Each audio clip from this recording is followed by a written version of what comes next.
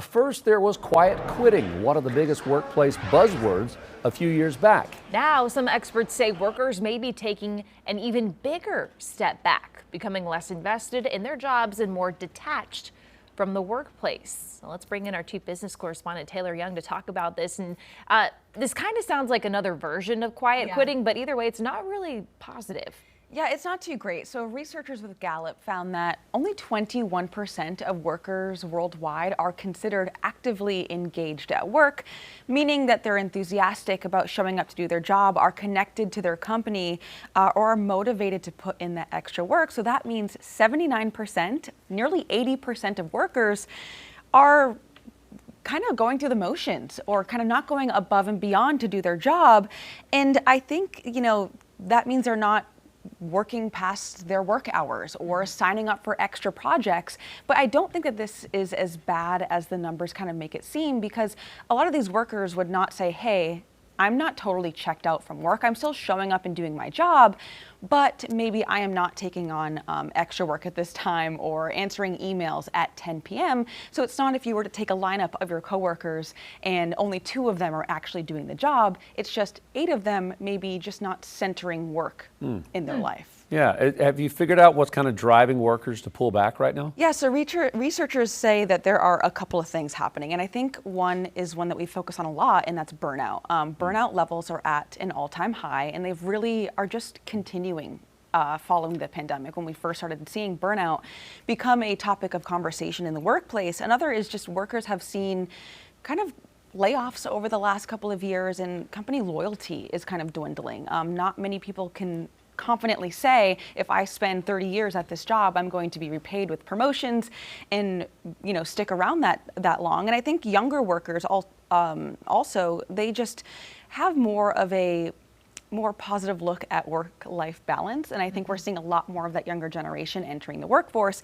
But Gallup found, and I found this to be really interesting, is that managers are actually playing a really big part in this, because their engagement has fallen sharply. And when your manager is maybe taking a step back from work, that's most likely just going to trickle down to everyone else. Yeah. Interesting. I think it's also about boundaries, right? Yeah. Some people are saying, again, I'm not going to check my email at 10 o'clock. I'm not going to respond to you that late when I'm Which trying was to a sleep. sentiment maybe 20 years ago that, everyone was kind of working outside of their work hours. Interesting. All right. So if this trend continues, what do analysts expect that impact to have on the business? Yeah, so there's a lot of stake here. So Gallup estimates that low workplace engagement actually cost the global economy $10 trillion a year. So that's a lot of productivity that's lost. And on top of that, companies that are facing this, the overall workplace, I don't want to use the word vibe, but you're just going to have people who aren't extremely happy to be there. That can lead to higher turnover rates, less productivity and growth.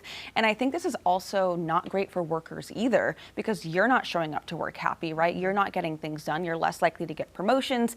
And if you are, then you're in that manager role and also, not as engaged in work. So yeah, I think it's not great for either the company or the worker.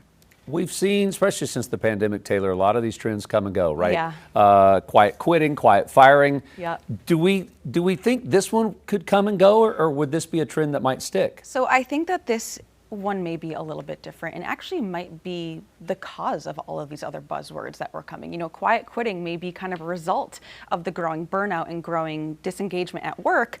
And I think the fact that Gallup says employee engagement has been trending down for years, the fact that this is not just a summertime trend where everyone wants to take extra vacation days. And researchers say if companies want to reverse this, they should really consider a couple things. I'm not a psychologist, but I do think a big part of this is psychological, and that may be kind of rethinking management strategies, kind of who's maybe in management or how that kind of trickles down into the employees, and also just more flexibility. We saw how much workers loved the work from home or even that hybrid model. That can also make a really big difference. And just workers feeling like their contributions matter more in the long run could potentially help with worker engagement. But yeah, we are on kind of a downward spiral when it comes to that. Creating a positive culture with good people might help people feel a little bit more excited to come to work too. So, all right, Taylor, we'll keep track of that. Thank you. Queen City News Plus. Just search Queen City News on your smart TV's app store.